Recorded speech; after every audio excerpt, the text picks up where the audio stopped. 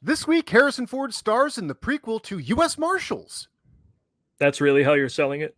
Well, it's just the thing I'm doing. It's the follow-up to Ford's prequel to Clear and Present Danger. Oh, see what you're doing. Let me try.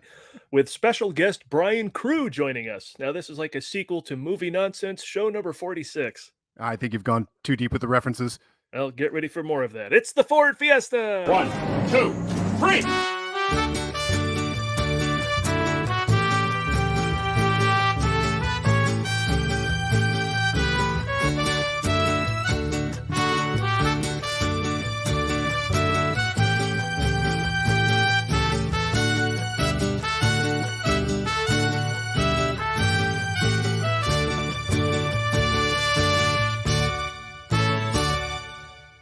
Welcome to the Ford Fiesta. I'm Chicago's Adam Witt. And I'm Paul Provasic Preston. Today we'll be talking about The Fugitive, probably both of our votes for potentially maybe Harrison Ford's best non-franchise movie, just because Blade Runner has a sequel, and so does this. And such is the nightmare of ranking the Harrison Ford movie catalog. So much good stuff. And this one's way up there with the big box office and Ford's great performance. Perhaps the best use of Chicago since the Blues Brothers. Tommy Lee's Oscar. There's so much to discuss. As we mentioned, filmmaker and friend of the show Brian Crewe will be with us later to break down this classic. And of course, we have our patented Movie Guys recap of the film. But first...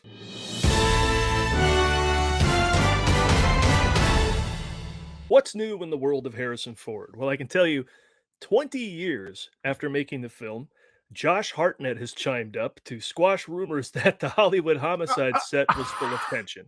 Really? This was a thing, I guess, back in the day that I entirely forgot, but Hollywood Homicide set supposedly had a lot of tension between Ford and Josh Hartnett. He says drama sold newspapers, but he wants to assure it was fine.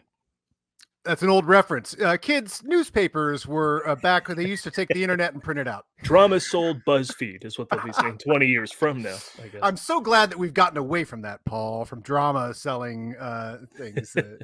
Yeah. But when we get to that, we're going to have to look up, like go to the microfiche. And actually, I want to see what the I want to see what the tension was or what was reported on that. Because I don't, as of 6 Days, 7 Nights, I didn't see a Harrison Ford movie after that, I don't think, mostly. There were many I didn't love, but I did see a lot of stuff. That one, man, that's an interesting one. I'm excited to revisit it. And what I like is when someone else is excited about it too, because then I'll get excited. And I think Janine the Machine has agreed to come on the show and talk to us about that one. Like I said, what one do you want to talk about? She said, I'll do Hollywood Homicide. Oh my God, that's great. If you say, I'll do Hollywood Homicide, I want you here. I want you here. So we have had some of the best Rorschach tests for our friends by saying, which Harrison Ford movie do you want to talk about? People pipe up right away. Like, wasn't Video Drew 6 Days, 7 Nights? Perhaps. I know, just Bibiani saying, oh, more American Graffiti, please. What? Okay. Like, without missing a beat. Now, Googling Harrison Ford news will get you usually Daily Mail and stuff. And hey, we're back to that. He's taking a break now from TV shows and all that. So he's doing things like cuddling up on a date with his wife. Oh, and this is what the internet reports on, quite a bit. Harrison looked casual in a gray shirt and black trousers, with Callista looking similarly comfortable in a black top and blue denim jeans combo. They went to eat with friends a few mere days before their anniversary and a few days after their son Liam graduated from Amherst College. So there's all that. I'm sure people listening are writing it down because it's so very important. Oh, yeah. Well, I love the way they describe that. We should do a thing for the Ford Funhouse where we describe each character like this. Like Indiana Jones looked such and such as he sashayed into... cutting a slim form in his tan shirt with brown tie. Yeah, cut a slim form as he told the proprietor of the castle that he'd heard there was children's slavery or whatever. Yeah. He cut a slim form as he drank the blood of the Kali. All right. Well, one more quick reoccurring thing before we get to the recap.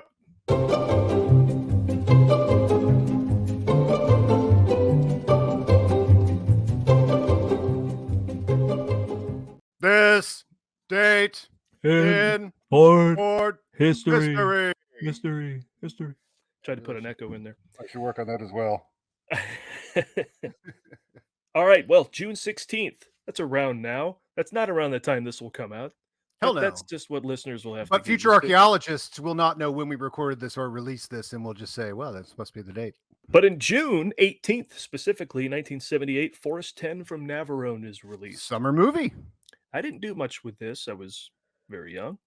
But as soon as that baby hit HBO and I was a Han Solo and Indiana Jones fan, I watched the hell out of Forrest 10 from Navarone. Oh, God, yeah. That was run on TV a lot. And I do remember camping with my grandparents one summer, and they had a tiny TV, but it was a color TV. So all the kids would crowd into that, and we would watch the Sunday night movie or whatever. And I remember watching Forrest 10 from Navarone with like 10 other campground kids all around, like, oh my God, Han Solo's doing some cool stuff. Yeah. And then June 27th, 1960, Harrison Ford begins classes at Ripon, or is it Ripon? Ripon I College don't know. in Wisconsin. Porsche. RIPOA. I don't know. I used to own a Toyota. Abominable. The abdominal snowman. He majors in philosophy, did not graduate. Did he go back and get a graduation? Did get a degree like, some people do? They always give you one of those, Steph right? Curry? They gave Cosby like 20 of those. They And gave he one to Donald graduated. Fagen. After Fagen wrote My Old School from Steely Dan about how much he hated that place, and they gave him one, and he helicoptered in, grabbed it, and helicoptered out. What? So That's they should just give one to Harrison. Yeah. Oh, in 1985, so they waited to witness. They're like, okay, we can give him one now. He dropped out just for graduation, and when in 1985 the college offered him an honorary degree, he declined it. Ooh. Yeah, probably from I like this noble guy. causes, right? Like, I didn't earn it, so. Right. I mean, that's exactly the type of guy he is. He wouldn't just go around collecting. He's like, no. It's like, Give there's it a to reason I somebody dropped out. who finished. All right, on to our big time recap. This is The Fugitive, Oscar nominee, and our patented recap begins now.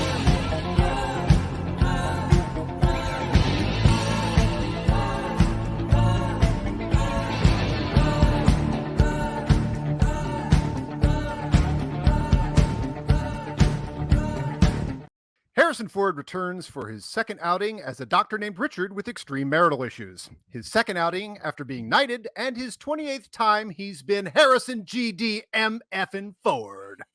So for you keeping score on your Harrison Ford bingo card, that's 2 Jacks, a John, a Tommy, a Ken, 2 Richards, and 1 Rick. Bingo! In The Fugitive, Harrison Ford plays Dr. Richard Kimball. and the opening credits are intercut with a murder. Turns out that's Kimball's wife, Helen, and it's pretty gruesome. She gets beat up, shot, gets her head crushed. Like all good action movies, we're going to have some fun, so there have to be real stakes to do so. The cops are on the scene, and so are the reporters from WXPO News, your number one source for movie exposition, as they tell you all the backstory you need to know, and that's followed by Dr. Kimball being escorted into the back of a police car. Flashbacks show the posh life Kimball and his wife had just the night before at a hospital fundraiser, and this is intercut with some cops that are Chicago as fuck interviewing Kimball about the murder. The policemen are vastly unprepared for the amount of pointing about to come their way. How dare you? When I came home, there was a man in my house. I fought with this man. He had a mechanical arm. In a town where the courts just threw out 226 cases this year because they were found to be filed by a corrupt police sergeant, it's hard to believe the police might want to wrongfully accuse Kimball, and yet they bring up his wife's wealth, the life insurance, and want to pin Helen's death on him. All of this happens despite Kimball protesting his innocence, his statement that the killer had a prosthetic arm, and what the IMDb plot description calls, he yells for them to find him. You find this man. You find this man. Oh, it's good stuff. In a sharp piece of editing, Kimball's trial is intercut with Helen's murder. And still, despite his protests, You're out of order! You're out of order! The whole trial is out of order! They're out of order! he is sent to jail, awaiting the death penalty. On the way to prison on a bus, some of the other convicts decide to be in one of the best action sequences of the 1990s and fake a seizure, leading to a full-on riot. Cops being shanked, prisoners being shot, and Kimball in the middle of it all, probably thinking, if you hadn't handcuffed me, I could use my doctor skills here to help. But that's not all. The bus rolls down a hill, landing on a railroad track with a train on its way. The warden throws Kimball keys to his handcuffs so he can use those doctor skills, and he helps the survivors on the train get out before the bus gets hit. Kimball makes a narrow escape himself, heading down the riverbank to who knows what. The U.S. Marshals, trademark copyright, eventually converge on the scene. Cosmo, Biggs, Newman, and Poole, led by Samuel Gerard, played here and in most movies he does after this in motor-mouth fashion by Tommy Lee Jones. Gerard immediately clashes with the local cops and has to take over the investigation, calling for a hard target search. Of every gas station, residence, warehouse, farmhouse, hen house, outhouse, or doghouse in that area. Checkpoints go up at 15 miles. Despite the hard target search, though, Paul, they're not actually looking for Jean-Claude Van Damme. And it's from here that the remarkable ingenuity of Gerard and Kimball come into play. With each brilliant step Kimball makes to avoid the marshals, Gerard and his team make an equally ingenious move to stay hot on his trail. For example, Kimball's wounded and steals workman's overalls not to be noticed, but he's got to get to a hospital. But Gerard has noticed blood on the scene and has Kimball's headshot faxed, 1993, to all the hospitals in case he shows up there. While in the hospital, Kimball is able to shave and change clothes, and we really root for him despite the fact that he steals an old man's breakfast. But it works because a trooper walks down the hall and tells Kimball to be on the lookout for Kimball. I thought you looked familiar.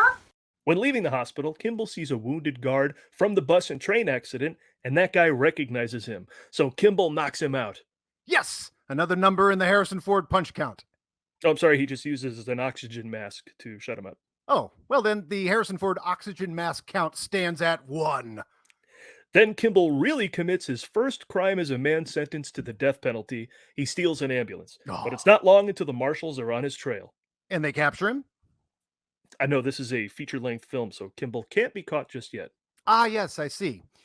He drives into the damn tunnel and ditches the ambulance, escaping in a sewer drain and into the tunnels.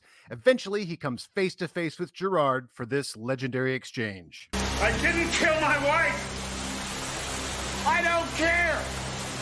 Clear that through Gerard is not the way out, Kimball decides that the only way out is to Van Halen it off the side of a dam.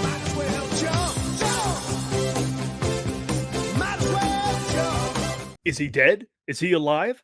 Gerard won't relent until there's a body, so he orders divers, drivers, MacGyvers to search for him. I want every diver, driver, and MacGyver.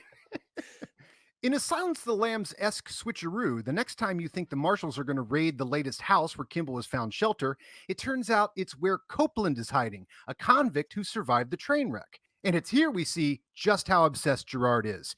He shoots Copeland so recklessly that he temporarily deafens Newman. You almost shot me, you son of a bitch. Kimball checks in with his lawyer and continues to stay ahead of the marshals, who trace his call, but Kimball throws them off by saying he's in St. Louis. But the sound of the L train, and no doubt someone publicly defecating on it, clues them in that Kimball hasn't left Chicago. In fact, he ends up talking to Nichols and getting some money from him. Like, as someone who's trying to fund a feature film, I can tell you it never hurts to ask doctors for money.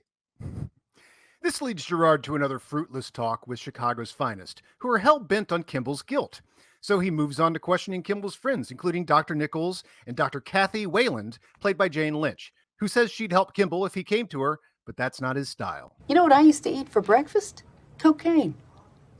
You know what I used to eat for lunch? Cocaine. What'd you have for dinner? Was it cocaine? Meanwhile, Kimball has found himself in the basement apartment of an old Polish woman. Ah, if I had a nickel. He goes from here to Cook County Hospital under the guise of a maintenance worker to explore more about prosthetics.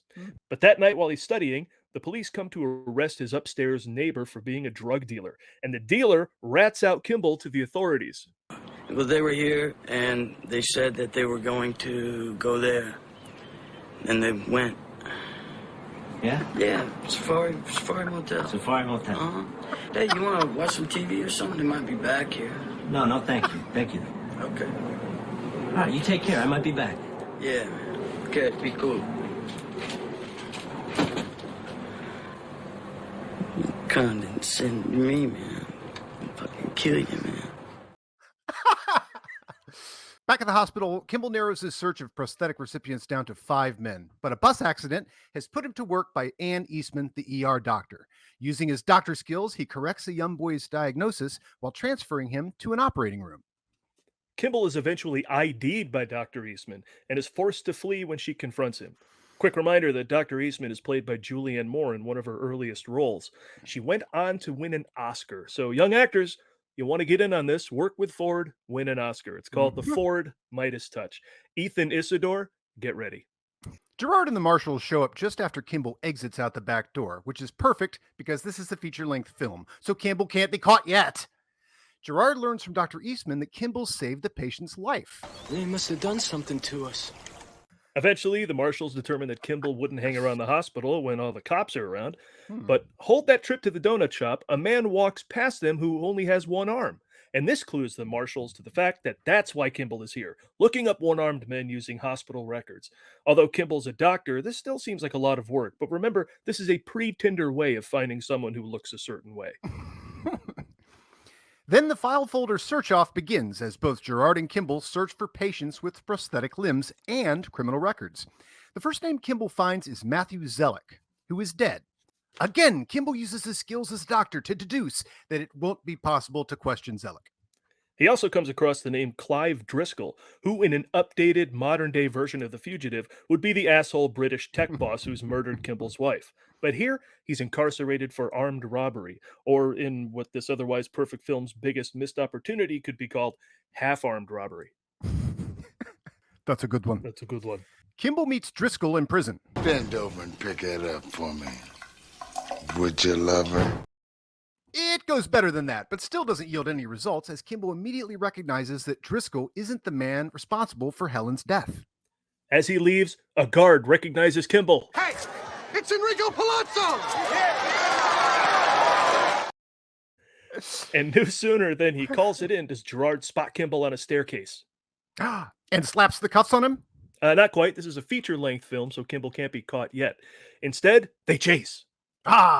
Kimball calls out Gerard as a crazy guy pointing a gun at a woman, and the officers restrain Gerard, allowing Kimball to escape onto the street and into the St. Patrick's Day parade.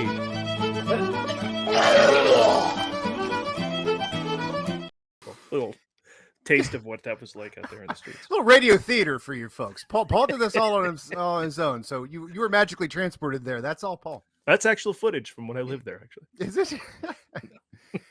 Kimball weaves in and out of the various bands, dignitaries, Ferris Bueller, and special guests marching in the parade, attempting to blend in and avoid Gerard's continued search.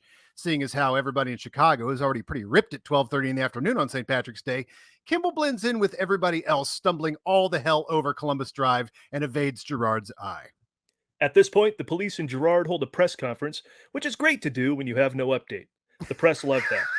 So Detective Kelly, wanting to give the press something, reminds everyone that Kimball is guilty. Also, go Bears. The Bears. The Bears. I don't think he said that, but you could certainly hear that guy's voice saying it. I mean, you're telling me that these characters go a whole Chicago movie and no one says, go Bears? I don't believe it. Those Chicago cops? I don't believe it either. That's true.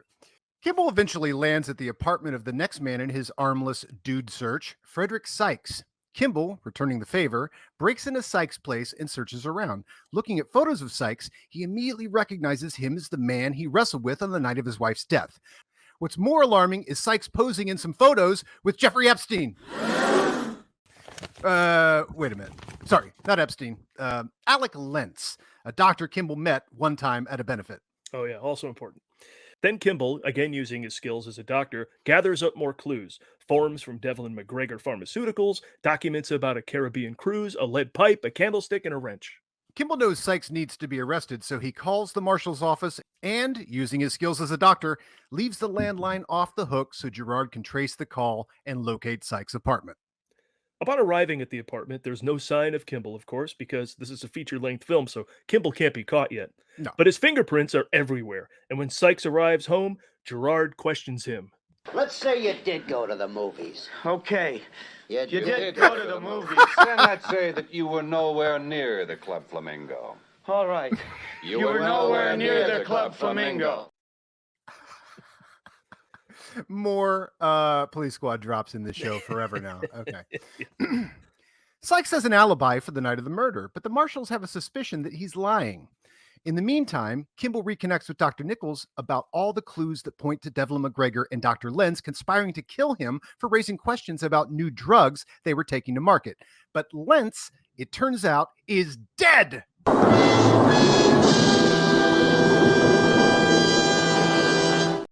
He died over the summer, but much like many of us use the pandemic lockdown to do things like learn how to make bread or play guitar or study a new language, Kimball uses his new status as a fugitive to continue questioning people about what's doing with his wife's death. Gerard questions Nichols again, who accuses the marshals of getting desperate, but he denies even knowing Lentz, despite the fact that Lentz has a Chicago Memorial Hospital label on his shirt in one of the photos. And one of their biggest benefactors is Devlin McGregor Pharmaceuticals. Okay, look, you're probably like us, love The Fugitive because it's two characters who love chasing each other around, and you love Tommy Lee Jones, snappy dialogue, and the stunt set pieces, but we can't deny there's just a lot of plot at the end of this movie that has to spill out to give motivation to the characters. So, let's burn through it. All right.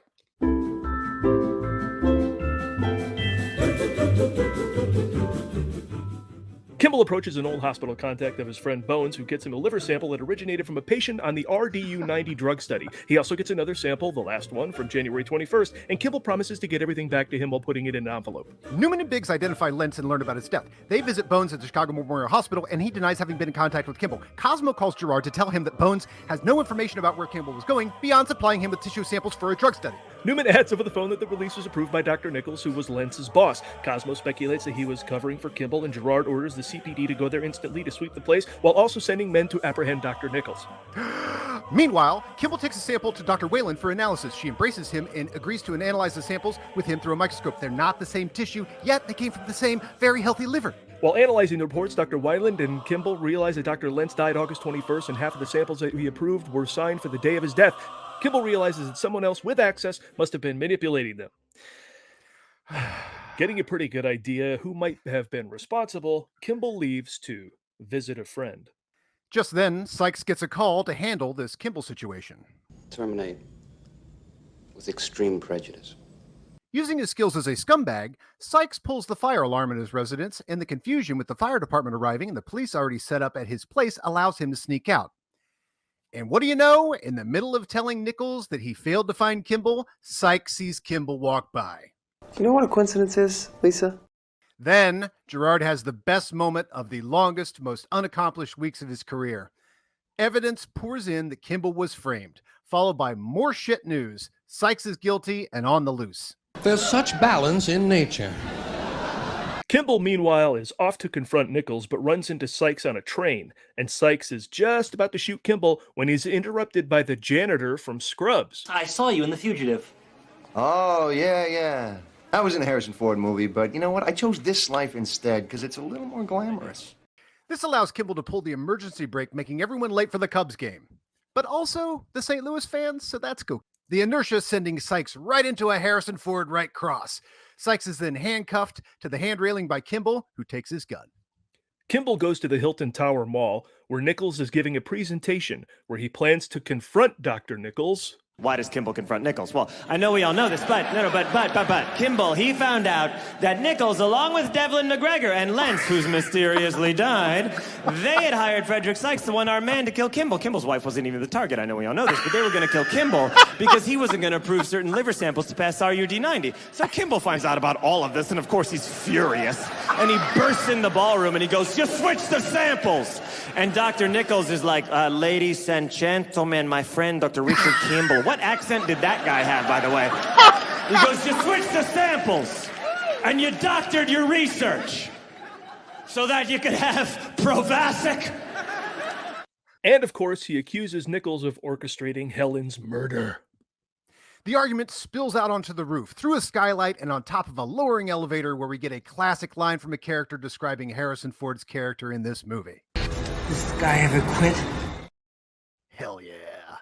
Gerard eventually calls out to Kimball that he knows about Nichols' conspiracy, but Nichols, in the meantime, gets the upper hand on Cosmo. Everybody's telling me to go fuck myself. Knocking him out. And he's about to take out Gerard too, until Kimball saves his life. Sykes and Nichols are arrested, and since this is a feature-length film, Kimball can't be caught. Oh, wait, he can! Yes, he gets caught. He actually surrenders, and the longest few months of Gerard's life come to a satisfying conclusion. And that's The Fugitive, everybody. All right. Told in 2 hours and change as opposed to a full TV series. We just watched this film, and so did our guest, and so we're bringing him on fresh, and we're going to talk about this film that we've seen a bunch, but It may have been a while, so we're excited to revisit it again. And joining us is a frequent guest of ours. He was on the Countdown to 9 show. He was on our Movie Nonsense show. He's a real lover of movies and a film director. His shorts, Cabaseo and Flat Earther, are out there. If you've been to a film festival recently, one of his films was there. That's how it's going. Maybe. It was playing with it was playing with the pragmatics. We did that once together. My short and his short played at the same place. But I'm going to call you two festival darlings. Yeah, he's super prolific. In fact, we're lucky to get him here. It's Brian James Crewe, everybody. Hey, thank you for proliferating all over the place, but we got him for the moment. So yeah, immediate thoughts. I think we were both texting each other, just like almost watching it new again. Just whipped up into the excitement of this awesome movie. Good movie, hey guys. It's been a couple years, but I mean, I don't think I've seen that for probably 10 years, but it's all embedded in my memory. Like I was doing the lines with Tommy Lee Jones, and it's just it moves at such a pace, and as it should for having 6 editors. But it is a well put together, well scripted movie. Yeah. Well, let's go back to when it started. 1993, It comes out August 6th, late for Ford. Considering he was like Mr. May with, I think maybe July was Patriot Games, but a lot of his movies, if they weren't Oscar bait, your Indiana Jones franchise and all that, then Star Wars all May. But August 6th, but obviously still did really well. The premiere was just before then here in LA, July 29th. But on a budget of $44 million, it earns 183.8 domestic, 185 international, for a total to date of $368.9 million. The guy is still, even after testing the waters with Presumed Innocent and Regarding Henry, coming back with Patriot Games, and this sees Mr. Gold at the box office. I remember going to see this like multiple times in the theater when it came out. This is the summer I graduated high school, and it was just you had to watch it so many times just to kind of take it all in and see how well it was constructed. It's just all the little details, all the little flashes in the beginning. And even just the opening sequence is just a masterclass. That first 20 minutes of getting the audience up to speed on the mystery. It's really well paced and well put together, and just little details of like going from the reporter talking straight to setting up the dinner and just one thing leading to another, and there's no fat on it. It's amazing. Yeah, the news reporter catching up the viewers on his show and us watching the movie. We get to learn everything, and I hadn't seen it in a while, but obviously, and the things I remember about it are not the opening but today's I did have really, first of all, it's kind of 90s with the strobe effect and everything, but those credits are also not fun. You're just witnessing the murder that starts this whole story. It's pretty rough.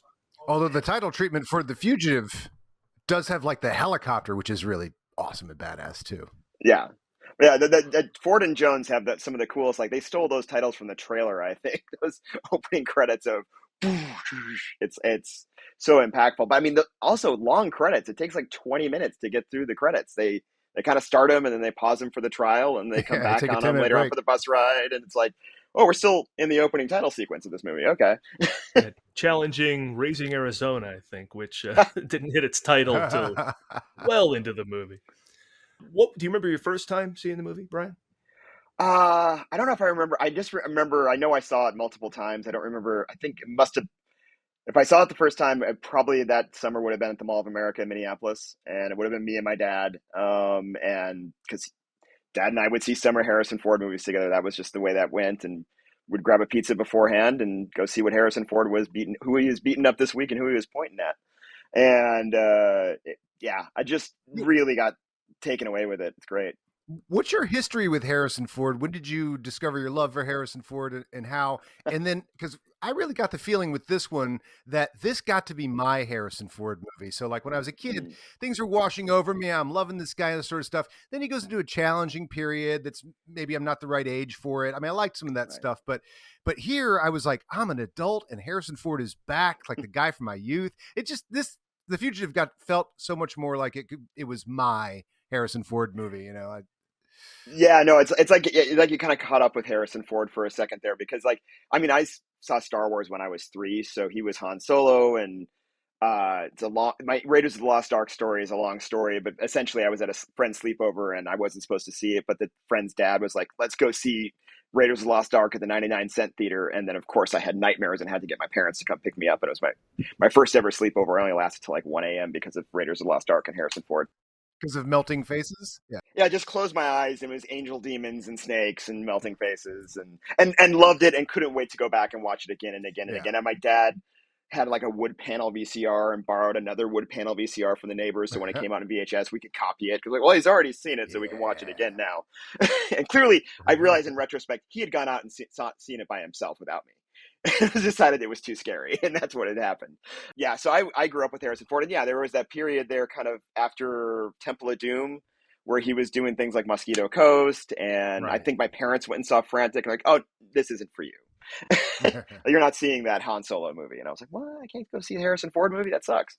You know, there was that period, and then you kind of got back to Last Crusade, and then he was picking up for Alec Baldwin, Jack Ryan doing Patriot Games, and then The Fugitive, and it suddenly was like, like he was doing more grown-up fare, but it was grown-up fare that at that point I was a grown-up myself and I could relate to and get in touch with, and it felt a little better. And I think this was such a great merging of those personalities when you think of, there is a little bit of Indiana Jones, but there's also a little bit of like presumed innocent.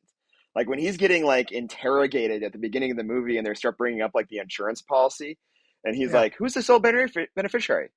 I am. And it's just like, you like, for a minute there, you're like, is he? Like we've seen Harrison Ford kind of be a bad guy. Maybe he is.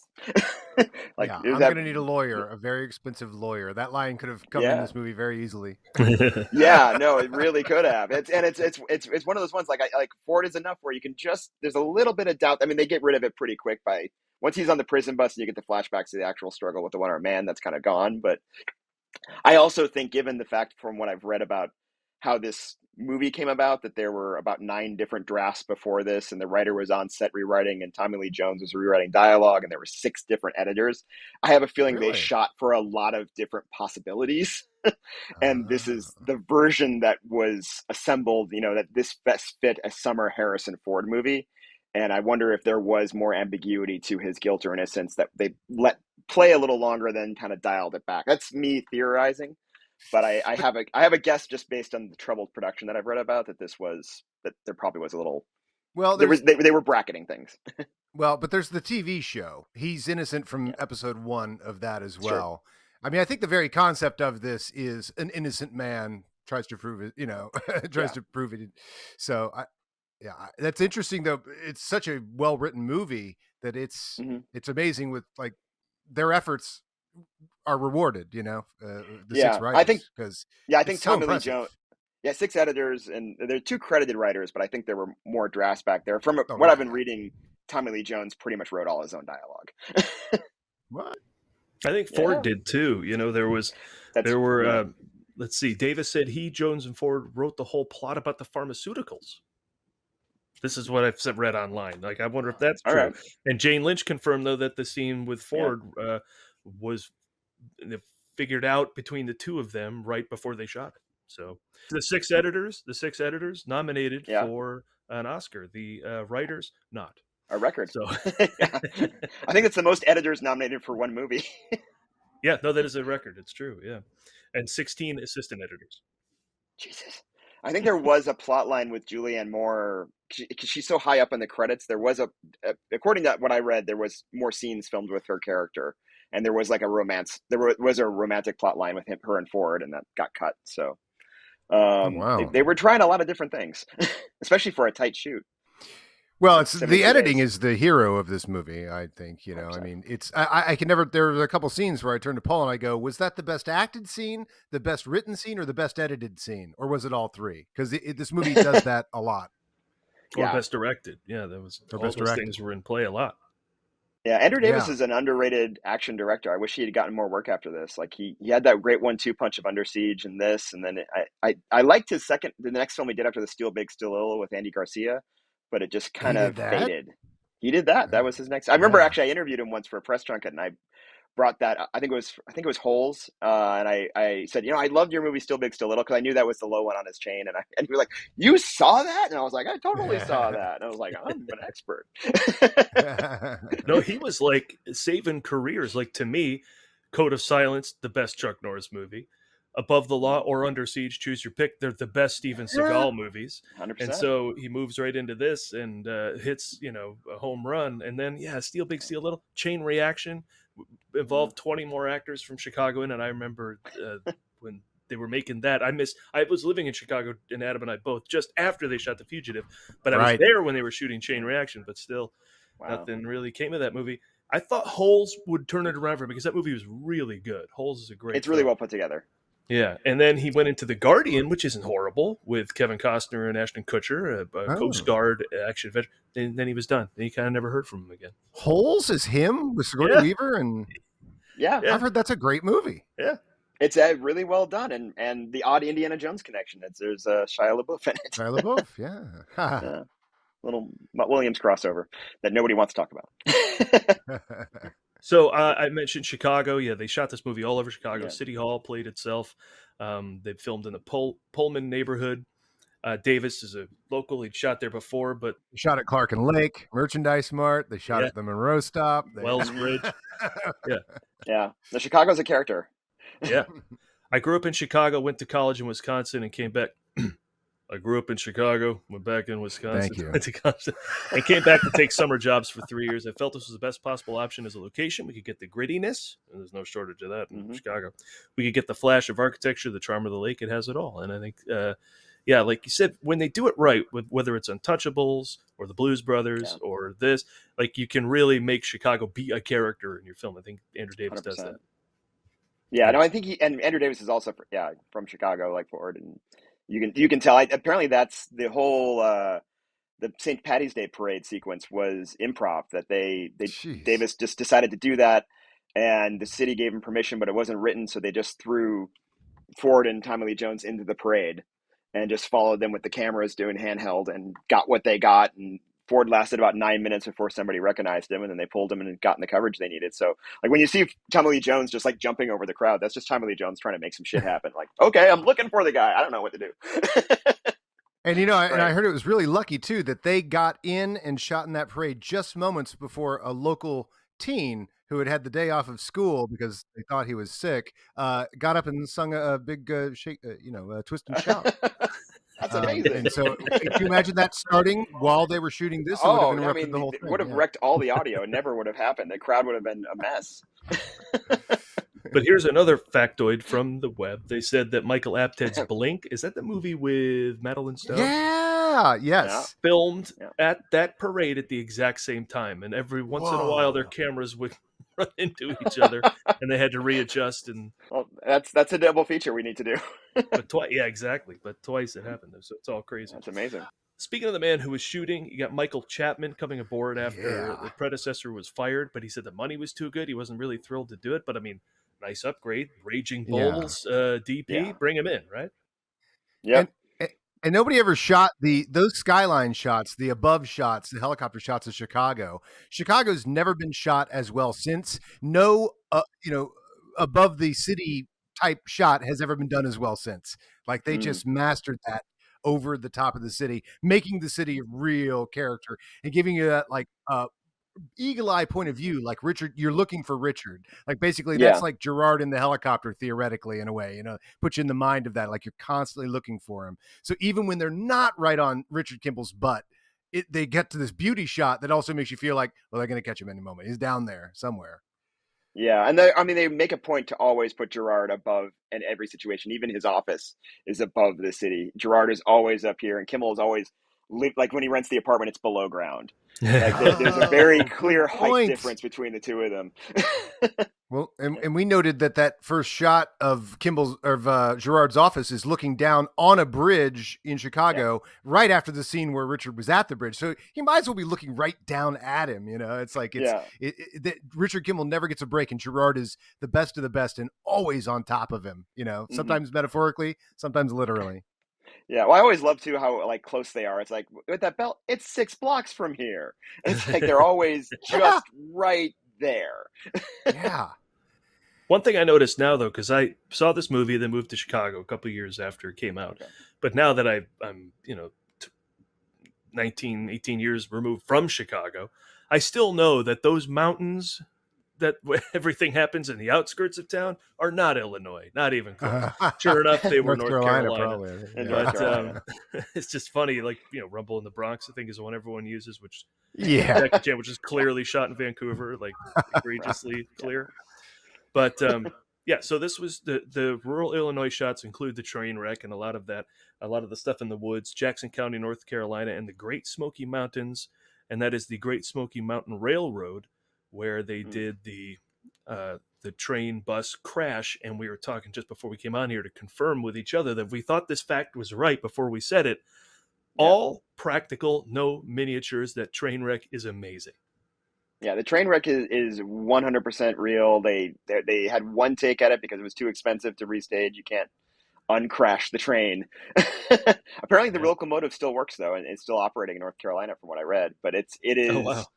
I don't know. I wish I knew how many cameras they had to cover that, but it's an amazing piece of work. And then, as we were talking about before we rolled, it's stitched together with the rear projection, which is just really impressive stuff. You can't tell.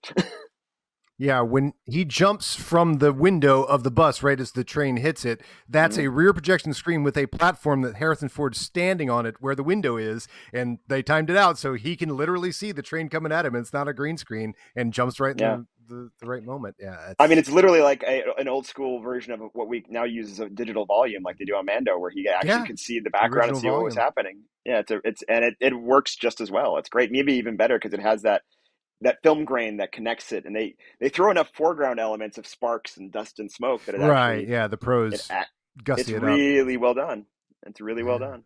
Yeah, and if you're a movie locations guy like me, you can go down to North Carolina and still take a tour of the crash and see like half the bus over on the side of the road from the train, and they left it all there for people to check out, which I think is cool. But listen, we've talked all this time and haven't talked about what our show is about. Harrison Ford. All right. Well, we talked a little bit, but let's get down to business with how great Ford is in this, because I think this was his second best shot at an Oscar. He got the nomination for Witness. I mean, there's you could make a bunch of arguments, but I think a script and this character both exploit what I've said he's great at show after show of the Ford Fiesta. He underplays everything really well. And when you have minimal dialogue and a lot to do beyond over explaining stuff, you can really work the other elements of your acting core. And he does that. And I just think he's fantastic in this movie. And yeah, maybe, for 7 Oscar nominations that the movie got, maybe throw one at Ford. He was great. I honestly think that underplay is what did him in on getting an Oscar nomination in this, because Tommy Lee Jones is so showy, and and even a lot of the other characters with the Chicago characters, Joey Pants, like there's a lot of personality on display, and Ford is so muted here actually because he's fighting for his innocence that I think he slips. I think it's perfect leading man because he's a rock. He holds the film together. He's doing everything he needs to do to make you relate to him and make you care about him, and it's not showy. And it allows the rest of that ensemble to do their thing and show off. And it's actually something that should be awarded for Best Actor, but it's so underplayed that it's not going to be recognized because it's just, they almost take it for granted because Ford makes it look easy, and it's not. Yeah, I think that was the year Tom Hanks won for Philadelphia, which is certainly more showy. Yeah. The movie's such an overachiever. I mean, when you talk about the supporting cast behind Tommy Lee Jones, the fact that they all have these little personalities and everybody gets a line and you could tell there's a writer on the set, right? And that's how you could definitively tell is that little back and forth they all have. It's such an overachiever. But even going back to the action, it's like, the bus doesn't just crash. The bus crashes, it rolls down a thing onto a railroad track, the train hits it, the train derails, the train that derailed hits the other train that derails, everything blows up, everything's chasing Harrison. It's like the movie's such an overachiever. And in terms of like the cat and mouse game, I've never seen anything so relentless as the second Kimball gets a minute of daylight to try and get away from him. They discovered immediately. He gets a ride from a woman, cut to our going, okay, so the woman said she gave him a ride, and you're like, he doesn't have a break at all. It's the most relentless chase, but it is a movie about a guy who runs, so they really nail that. No, I think that's what Davis does really well here is he really understood that assignment of you can't let him ever feel not hunted and wanted, and even and I love how Ford plays it too. I think the best part of that, like the best little piece of acting he does for me in the movie, is after his landlord gets arrested and he's watching the cops take the guy away, and he suddenly he has a panic attack. And what's great about it is they don't call it a panic attack. They don't say he's dealing with PTSD. They don't, do anything. It's something that Ford does in that moment to react, and it's completely realistic. And you feel how this weighs on him, how this is just tense for him, and how this lifestyle is holding him down. And that's the equivalent of the Jaws attack in Jaws. That's the fake fin, right? You don't have the Jaws music. But we are so trained in this movie that, of course, that's Gerard. There's no way that's a fake out. Of course, Gerard's on him again. And so that we go through the whole things of how's Richard going to get out of it this time? My God, he just got here. And here's, and so we buy it hook, line, and sinker because we're trained the entire movie that, like, no, Gerard's around the corner every minute. He's good. He's the badass cop. Yeah, and I think that's a great part of that is also just how well they used all those locations. Like even the ones that aren't in Chicago, of North Carolina, like the shot of they're in the dam and the helicopter actually exits the frame to take you out of the shot. And it's like, incredible. Davis is using all those real world elements so well that you feel so immersed in it. Like this is not the way a movie like this would be shot today. They wouldn't do all that gritty location work. Like, the joke, about green screen movies is that, it looks like a movie made in air conditioning. And this was not a movie made in air conditioning. Like this movie was made on location in every stretch, and everything feels excessively real. It's great. Right. Yeah. Yeah. And I like the fact that they even find time to do what the old TV show did. David Jansen, I believe his name was, right, who played Kimball. Yep. And they had seasons, to have this chase. So he'd stop in a town, spend an episode, get a job, fall in love or whatever, help a kid. Right. But they find time to even do that. Just they got to do it quicker because we only have 2 hours and 15 minutes or whatever it was. Right. So get in the hospital. I always feel it when they end the Julia Moore thing and they kind of cut to a wide shot. I was like, I feel like we just left an episode, like right there for some reason. I feel like we left an episode and we're starting another episode right there. That's the only time I feel that episodic structure creep in. Hulk is so ripped off The Fugitive. It's hysterical. Yeah. It's The Fugitive, but he's green. There should be a Fugitive type show on every season of TV. Like every TV should. There's not one right now. There should be. There should be a Hulk. There should be a Fugitive. There should be a, going from town to town, guy going from town to town undercover trying to prove his innocence. That should be a mainstay. I think so. It's a classic TV structure. There's nothing wrong with it. Just keep doing it. And Harrison Ford in the role, of course he's innocent. I mean, we've gone through this watching all these movies on the Ford Fiesta. Presumed innocent. We don't want him to be guilty the entire time. We're rooting for him. So this is just like the ultimate, like, he is innocent. And I mean, we're just in. It's a perfect Harrison Ford role.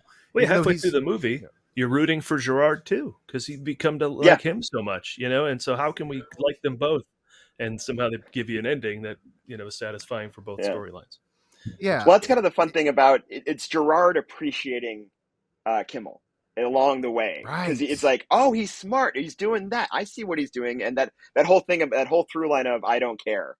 And it's like, actually, he does learn to care. Like, that's his arc. He learns to care over the course of the movie because he, like, becomes kind of sympathetic to this plot of this guy. And it's like, oh, man, he just is tenacious and keeps going. And he ends up really kind of rooting and caring for Ford. It's great. Okay. So the one thing I caught, I mean, you could study this movie endlessly. It is a perfectly structured movie. It could be taught in screenwriting class. And even, the analysis like I would get in college of like a Henrik Gibson play or something, like where nothing is out of place. If you remove one thing out of place, then the thing collapses or whatever. This just covers every single beat of, so at the beginning, Gerard is Dirty Harry, right? And you're like, oh, he's a badass. He's coming in, because the first thing they do is make the local guys the dicks that you're like, well, maybe he wasn't wearing the handcuffs, or maybe he did escape or whatever. So that makes him the hero because they're like the local jerk offs. And so then if it wasn't Harrison Ford, you'd be like, this is a Dirty Harry movie where Gerard's the hero. So immediately you're rooting for him. Of course you're rooting for Harrison Ford, it's just, it's a really cool thing. And then the fact that they put Gerard on his side. In fact, I believe the phone call, and this is the first time I caught this, the phone call that Kimball makes that says, remember what you said to me in the tunnel, I don't care, bringing that theme back or whatever. That is directly after Gerard finds out he's innocent, like through the I believe, because Gerard's just a different character at that point. He's like, wait a second, Kimball is innocent. Now I want to get the bad guys. It's just it's a amazing universal shift in this. And I think right after that is when Kimball calls and says, remember what you said to me in the tunnel? He says, I remember you said you didn't kill your wife, and I don't care. Yeah. Puzzle piece or whatever. Yeah. I just found a big piece. Yeah. I think that was the end of the last trailer line.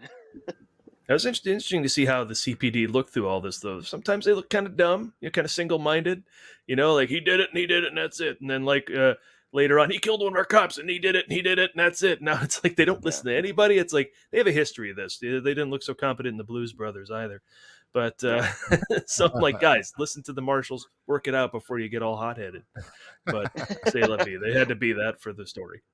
Yeah, they're kind of the antagonist for Tommy Lee Jones. I think the interesting thing about that Jones establishing character is that when you walk into that scene, there's the one kind of douchey guy who's running that investigation, but then there's the guard who's on the train, and the audience knows he's lying. And that's what makes you relate to Tommy Lee Jones when you come in. It's like, that son of a bitch is lying because he let his partner die. And he, and Kimball had to save him. And that's the interesting thing about what they do with Kimball at every turn is you make sure he saves the guard. He saves the guard again at the hospital and points out where the wound is and gives himself away.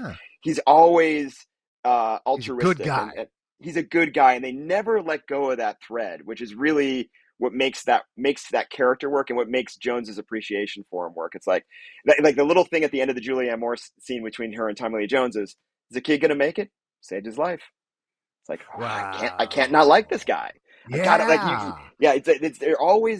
always seeing Kimball through his actions, and that's what's making him like him. But what I love is the way they make him dangerous, and it starts with that scene we were talking about of when he shoots the other escaped fugitive and almost causes hearing damage on his partner. But then also later on when Kimball's escaping the courthouse, and he literally delivers 4 kill shots. Oh yeah, on Kimball. And you always are clear at every point. It's like he could shoot him if he gets there. He will kill Harrison Ford. As much as I like Tommy Lee Jones's character, great point. He will fucking kill Harrison Ford, and that's great. And it keeps that dangerous quality between them. And such a great point too, because the distance between Kimball and Gerard decreases so precisely throughout the movie to the point where they're close enough that if there was not that glass there, he would have shot him 6 times. He's that close to him. He could almost touch him. You go from as far apart as they are when he first, jumps off the train, and then the hospital they're closer, and they're closer, and the government building they're closer, and then he is just close enough to touch him and shoot him, and it's like, it's just the perfect symbol that is a perfect graph all the way to how close those two get to each other, And it maintains the height difference too, because Kimball falls and he's above him, and you still have that difference that above the log going down at him. It's still always visually, that height difference is always there. And they chip away at Gerard's hatred of Kimball at the beginning because it's just another name on the thing that I gotta go find. It's not even hatred; it's indifference.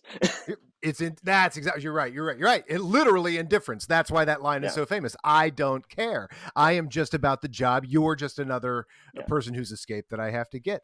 I mean, they chip away at that with Gerard with every action that Kimball does, which is how Kimball gets closer and closer to solving the crime and proving his innocence. It is a perfectly structured screenplay. And I couldn't believe it. And then, of course, at the very end, he saves Gerard's life, because if that wasn't there, we would absolutely forgive it. But having it there makes this movie perfect. That's the most perfect cherry on top. I love it. Again, it's Harrison Ford. He's the hero. We want him to save the day. Even the little bit, what I love about the ending of the movie too, of like, there's no way we can wrap this up and like legally make Harrison Ford innocent and free. So we're just going to put him in the car with Gerard, and Gerard's going to take the handcuffs off and give him an ice pack.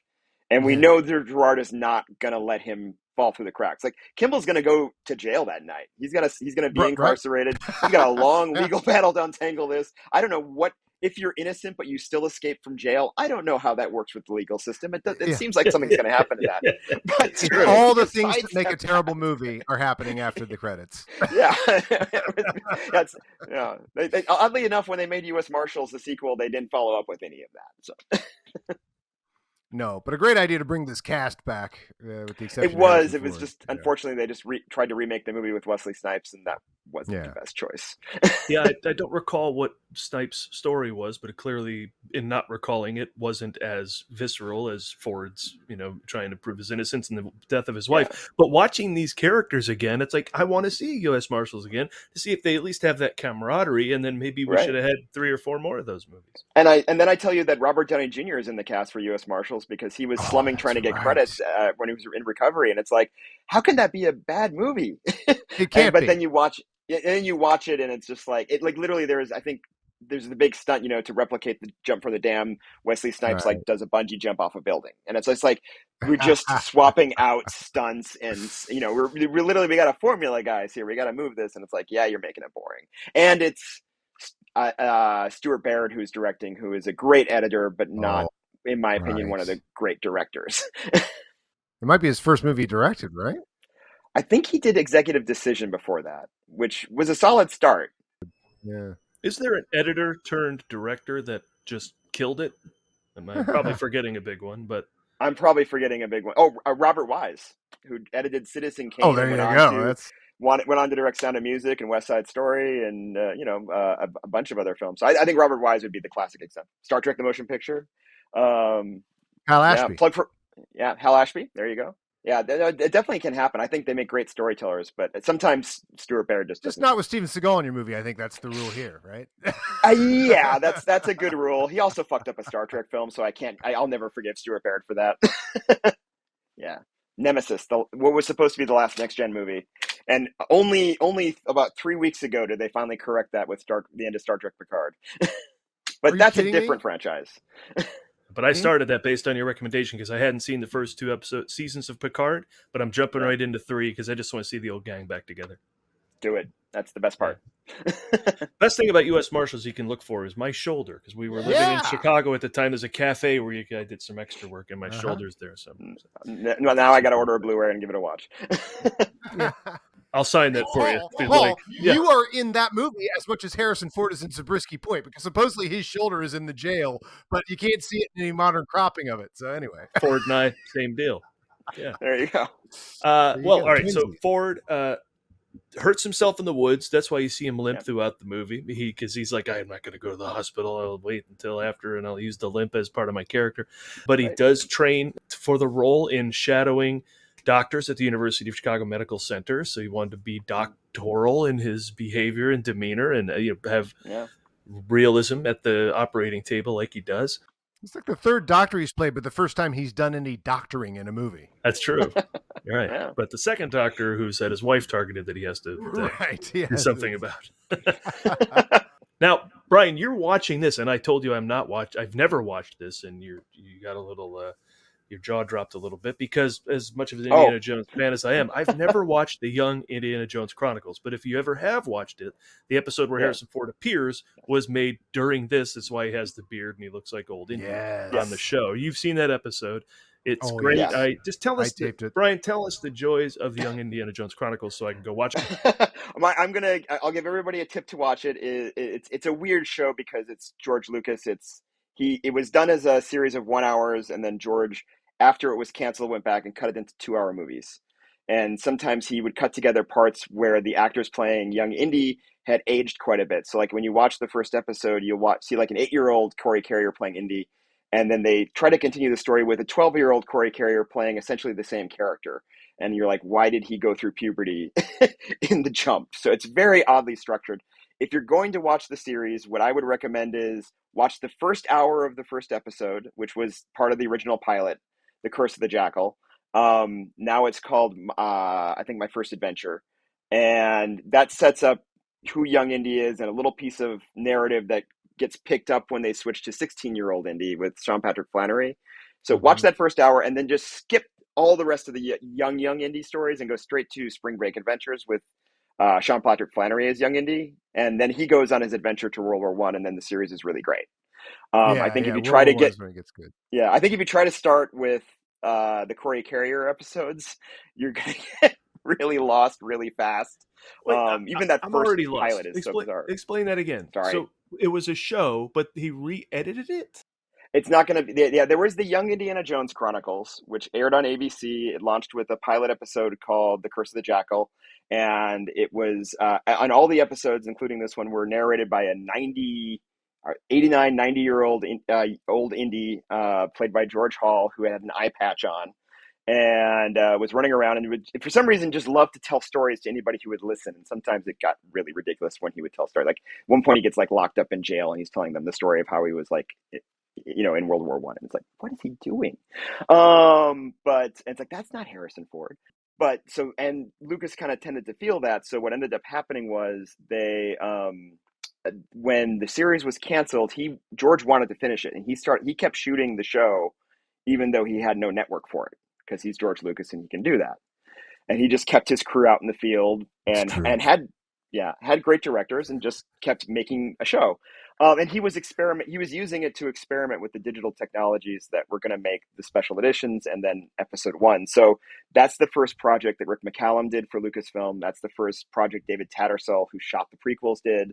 Most of the editing team and even the writer who co-wrote the Attack of the Clone script wrote on Young Indy. So if you want to see how the technology switched between Last Crusade and Phantom Menace, Young Indy is your 91 to 96. That's where Lucas was playing and testing experimenting. ground. Yes. But then he was like, well, with home video, I want to put the show out.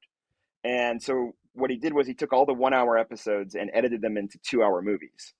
And so there's hour 1 is one episode, and the second half of the episode is another episode. But it wasn't intended for that. So what George did was he went back while the team was out shooting. He shot like linking material, but he was linking things that were shot in 90 and 91, and shooting the linking material like 94 and 95.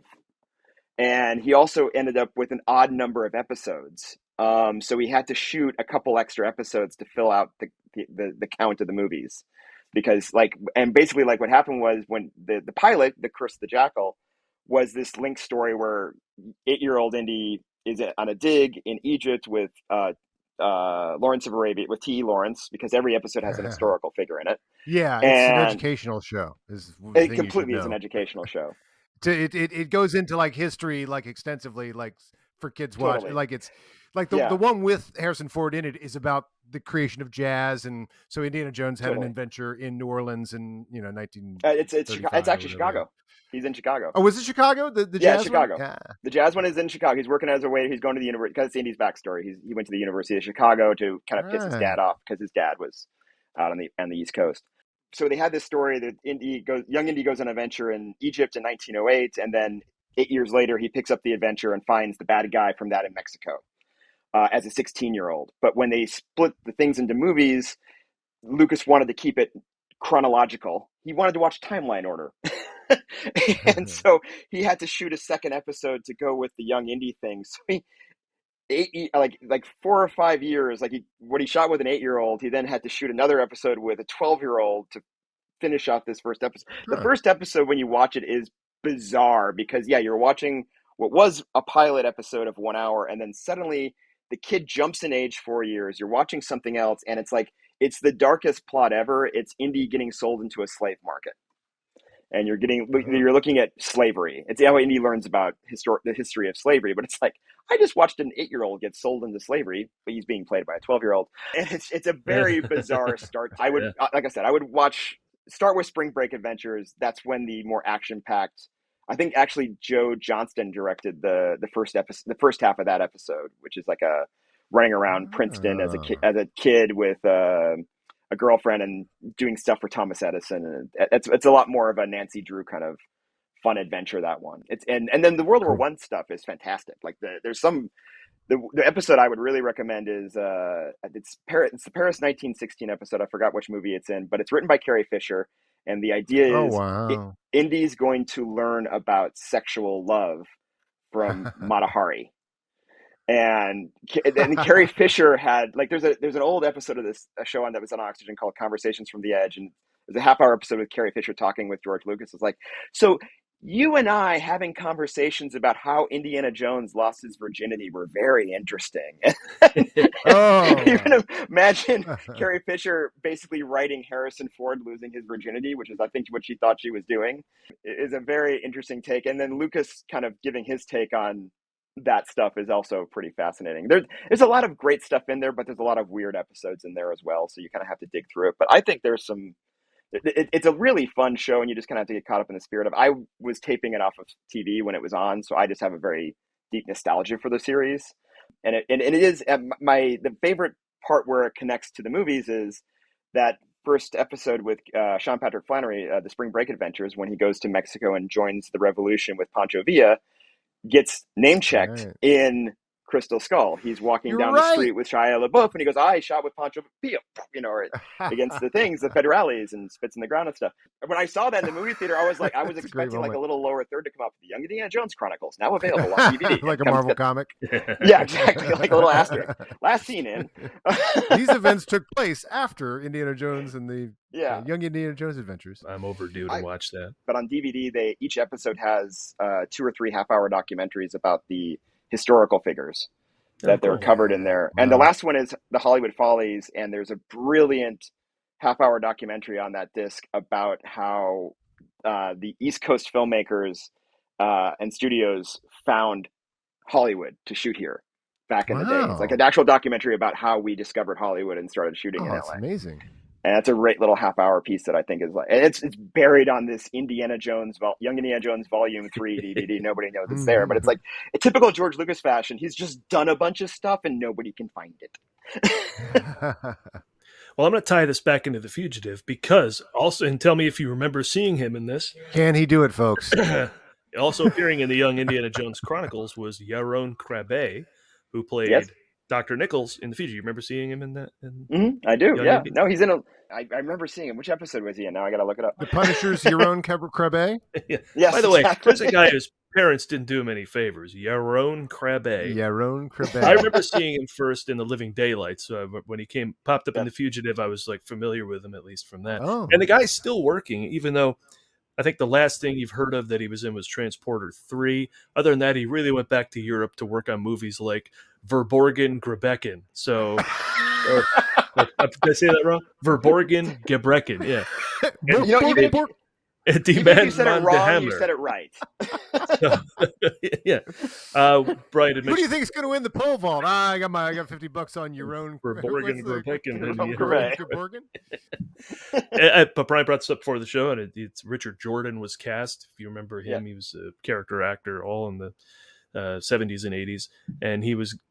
I think they may have even shot with him, but then he fell ill, got a brain tumor, and actually passed away after the film was released. So Yaron came in and filled in and played Nichols for the rest of the film. Hey, Paul, when you're talking about character actors, I got to say, I think you're wildly off topic. There's a couple other character actors we could talk about in this movie besides the character actor you're talking about. Yes, there are. What you're saying here, Mr. Preston, is that you don't know which character actor we should be talking about. Ron Dean, legend of Chicago films and frequent. The guy who appeared in the Andrew Davis movies. Yeah, he played one of the cops and brings that authenticity to every time. I think he was also in The Package and Above the Law, and he's always a cop and always a Chicagoan. But here are your could-have-beens for Kimball. And the most hilarious potential Richard Kimball, Alec Baldwin, right? I love that Harrison Ford and Alec Baldwin were up for everything. Yeah. But the list is huge. I mean, it started out, I read that Nolte was considered. I think Walter Hill was even on board to direct once upon a time. But Nolte said, I'm too old for the gig. Which I think he's a year older than Harrison Ford. But even in 93, it looked like he was 1,000. So, but instead, the next year, Nick Nolte decided to sign on and do a romantic comedy with Julia Roberts. Because that was age appropriate. Costner was in the mix. Christopher Reeve. Gibson would have been great. I mean, Yeah, Gibson would have been. This is a great Gibson role. Yeah, this is a perfect sacrifice Christ Gibson role. This is just right up his alley. That's what he does. But it seems like everyone was in the mix. Gere, Bridges, Michael Keaton, Pacino. Wow, so this is a big script. Yeah, Michael Douglas. Michael Douglas Yeah, eventually worked yes. with Andrew Davis in A Perfect Murder, so he was in the mix there. Could have beens for Gerard. I think the first one that could have been his star from The Package, Gene Hackman. Hackman would have been great in this part. Oh, yeah. He's getting up there a little bit, but I think he would have been great. Ed Harris, Kurt Russell, Gibson as well. He could have chased him. I'd like to see that movie where he was just chasing himself because they're not in a lot of scenes together. Like wasn't that the concept of the third Smokey and the Bandit was that the Smokey is the bandit? Was he played both the cop and the bandit? Yeah. That'd be good. I don't know. The idea of Martin Riggs chasing Indiana Jones is kind of appealing. Yeah, it is. Nicholson, Keitel, both of them talked about, but the biggest ones I heard about were Hackman and John Voight. So John Voight would be interesting. All these actors had a renaissance in '93 also. Like you're mentioning, like this is like a major renaissance for all these actors. Like Mission Impossible brought Voight back, and which I guess would be a year after this or so. But yeah, Tommy Lee Jones was freshly back. Gibson and Russell, everybody talking about Tequila Sunrise. Oh yeah, that's what they were talking about. Yeah, want to get that team back together. Yeah, David Jansen's mother was an extra in the courtroom scene, so it's fun when they do that. Oh yeah, and yeah, with Julianne Moore, we talked about her part was cut back. However much she was in it inspired Steven Spielberg to take a meeting, and eventually he cast her 5 years later in The Lost World. So no, if you want to be in a Spielberg movie, do a movie with his friend. There you go. Now, behind the camera, James Newton Howard was the guy who made the score for this. And Adam and I both said the same thing. I wrote it down, and then he said it out loud. This score sounds kind of Hornery. It has a lot of James Horner going, especially coming off Patriot Games. A lot of it's very similar, but, that has that 90s pulsating action vibe, which was cool. With just a little bit of a saxophone to give you a Chicago feel. But the quick story about that I read online was that he used Jerry Goldsmith as his temp music. And then he got in his head, because he was like, this Goldsmith music is just brilliant, which he is. Jerry Goldsmith is brilliant. You're like, how can I match this great music from Jerry Goldsmith? And he kind of tortured himself by using Goldsmith. So he was like, I don't know, I'll try my best. And he was like, is this okay? And next thing you know, Oscar nominated, to which he eventually was quoted as saying, the movie was so good, it makes everybody look better. Yeah, and the score is so good it makes everybody look better too. Yeah, that's a great sort of multiple themed score, which I appreciate, and none really taking over, but all effective and doing their job. Yeah. Like until there's one big theme that you don't even hear until he's really buckling down and looking for the in the system, and it's that whole sequence where it's back and forth, virtually silent. He's looking up names and cross-referencing, and then Gerard's on his thing, and I'm like that da da dun dun dun dun dun dun, that sort of thing. I'm like, I don't think that appears until here, and that's like an hour into the movie, but that's a major theme, Yeah. But great, so much great stuff. I didn't know who James Newton Howard was at this time, and I was like, oh my god. He eventually did Waterworld a couple years later, right? That was definitely theme driven. Yeah. Yeah. Oh yeah, that has the big seafaring feel. Oh, that's a good one. It's better than the movie, that's for sure. Yeah, that's good. I need to rewatch that. I mean, it's a really good score. Turning to the script for a second, great lines. I didn't kill my wife. I don't care. Of course, it's a great line.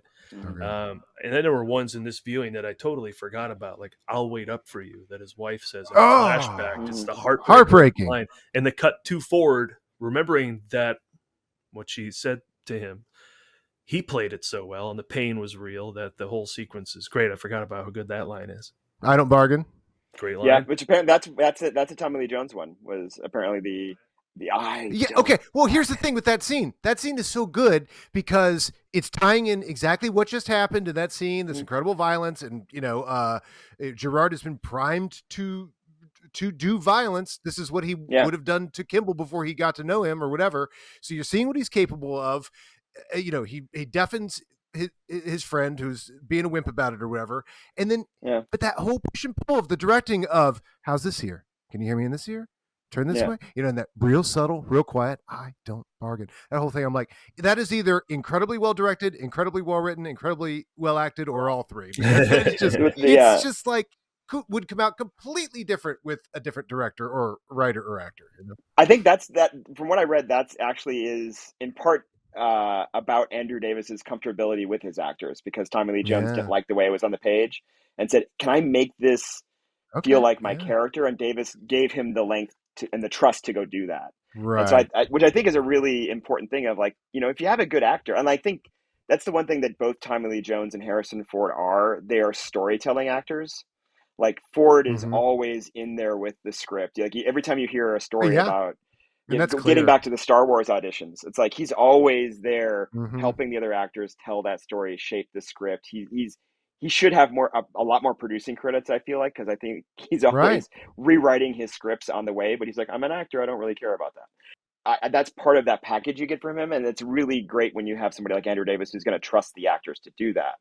In watching his career as we have, you could tell this guy has immense control over the script, even though he's never, because the scripts he picks are just so perfect for the next move in his career. Yeah.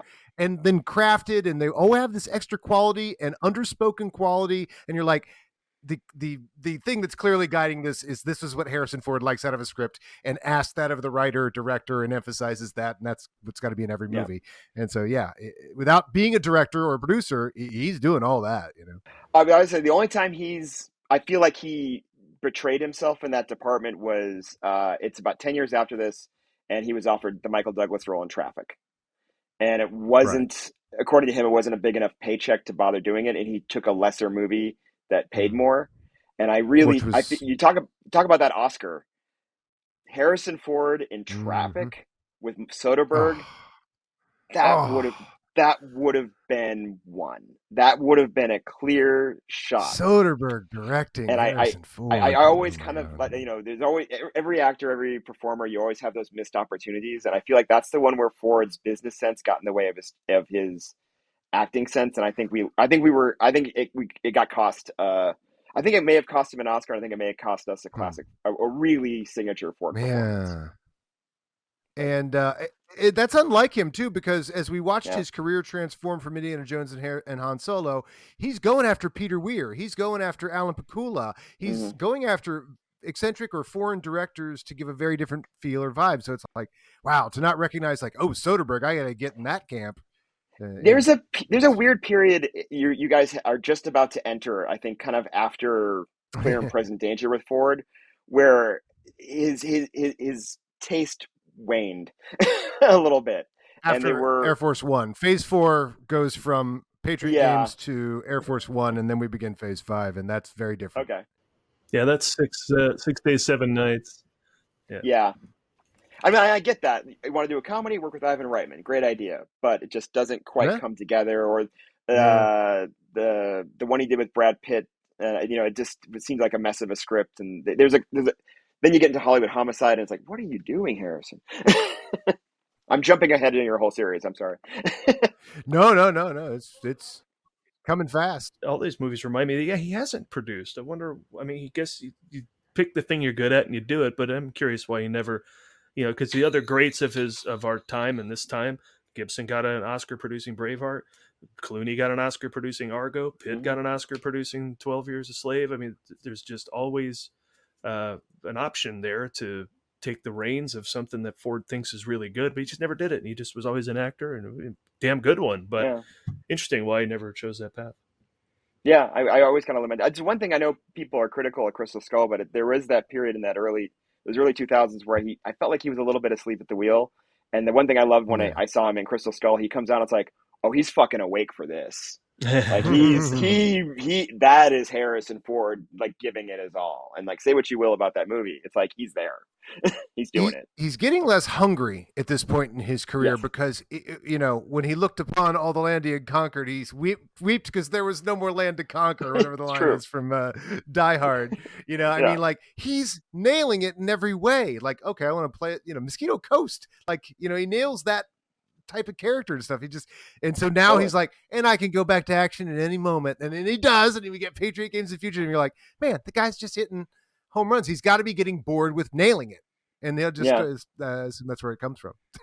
Yeah.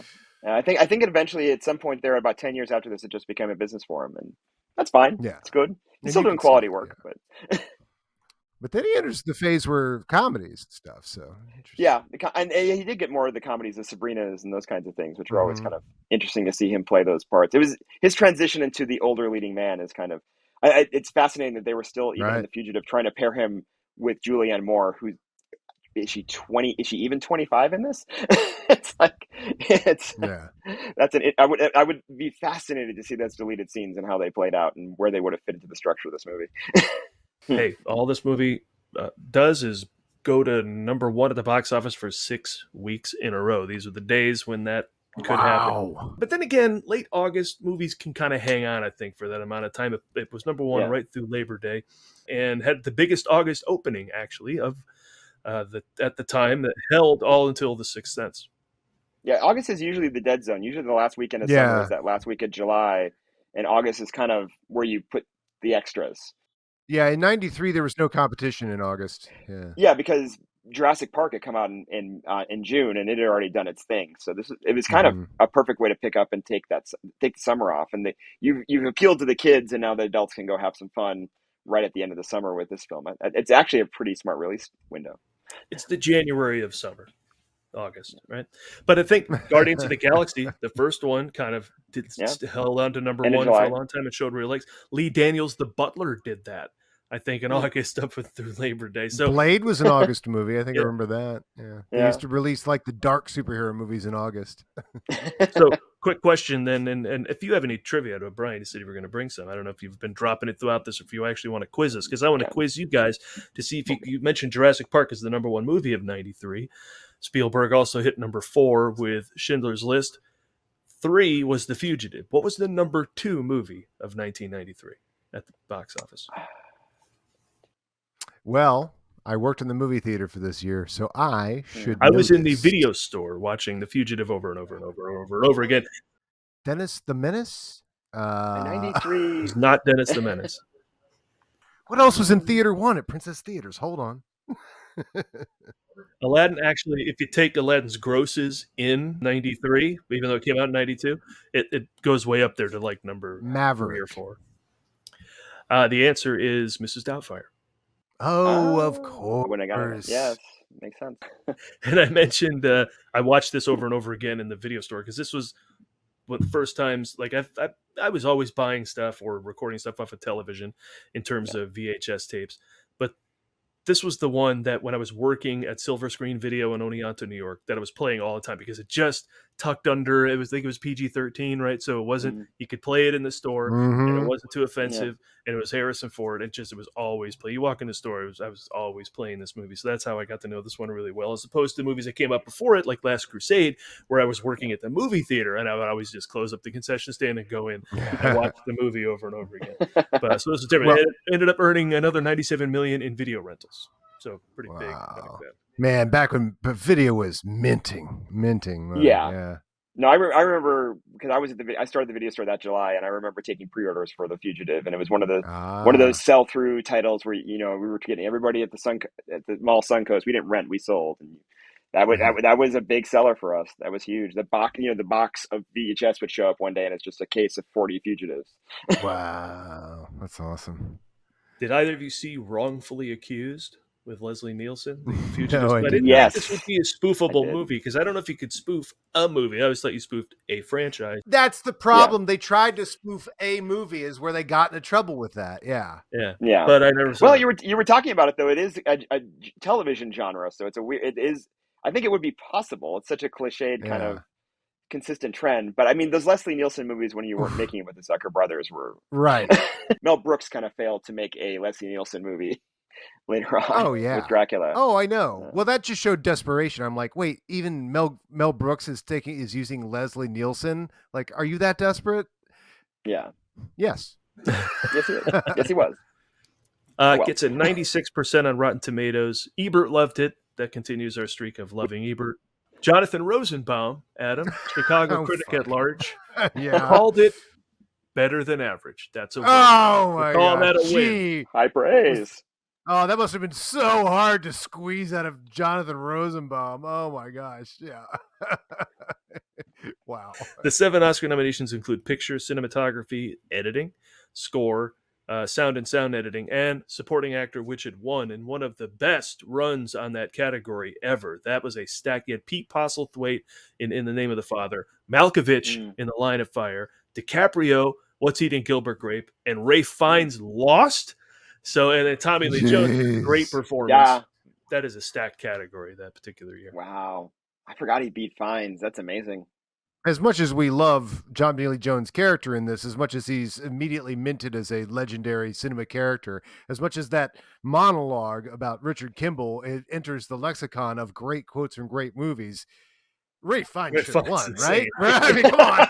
Ray Fiennes is insanely good in that movie. The nuance of a Nazi is you're like, oh, and it's a good, great character. And you're like, we're going to show these Nazis and how they, oh my God, it's just an insanely hard slope. That is a dive while standing on your hands and, whatever, with the degree of difficulty there. That's just incredible.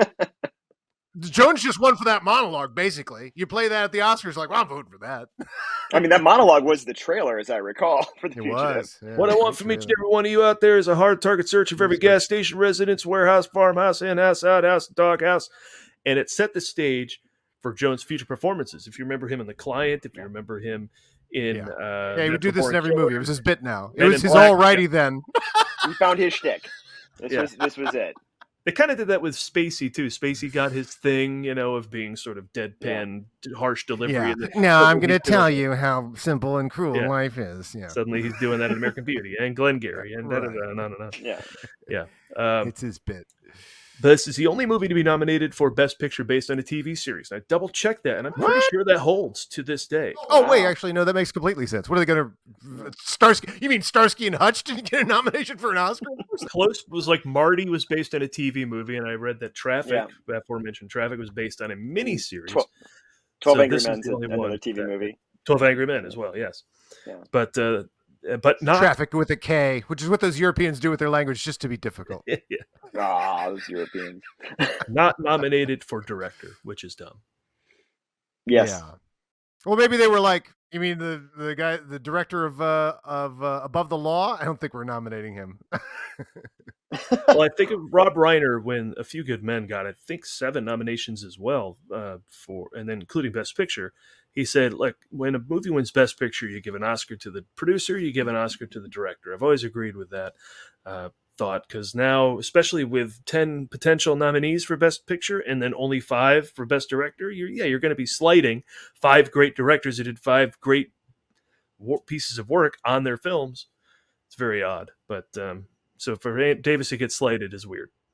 But yeah, and even more slight because he was nominated for the Directors Guild Award. Well, there you go. See? And that's, which is, they usually line up, but there's always those weird inconsistencies. I do have to say here, I mean, is Andrew Davis, I mean, obviously you watch this and you go, Andrew Davis is a very good director. But you look at the entirety of his career and you're like, is this just a fluke where he's just an amazing director for one movie and then goes back to being a pretty good director? He's one of those movies or directors I feel like I put him in that same category as a John McTiernan, where, McTiernan had that amazing, just incredible run of Predator, Die Hard, Red October. Yeah, but it's not because of him. I don't think he's that great, right? I disagree. You can't do those 3 movies back to back, and it's not because of him. It's totally McTiernan's an awesome director, but I do think you get it. I do think you get. I think Predator probably would be pretty Schwarzenegger-y without McTiernan. Let me just say, what's the great directing in the Predator? The great directing in the Predator is having them machine gun down all the trees and have it being an ineffectual, which wasn't in the script. And he decided he wanted to show how these masculine guys are actually impotent. And he did that and actually made it ironic. That's pretty good directing. Yeah, I mean, he might be, but you see what I'm saying, though, of like, this is a masterpiece and everything else he did is like pretty good. Yeah, I do think there's a little bit of a luck of the draw, and there's a little bit of, I do think directors get hot. Like they get they get a good string of elements. I forgot which actress it was. There was a classic Hollywood actress says, I don't care how good the director is, watch their last 3 films. If they're on a good streak, okay, go with it. If it's not a good streak, maybe they're waning. Yeah. Maybe it's that Tarantino thing. It's like the last 3 films of their career, and those aren't supposed to get made. Well, I think the thing about it, when you watch Under Siege, yeah, Steven Seagal is in it, but Andrew Davis is a good enough director to know. If I remember right, they stick Steven Seagal in a closet for the entire first act of that movie. And Tommy Lee Jones is the lead, the bad guy, but he's the lead of that film. You're right.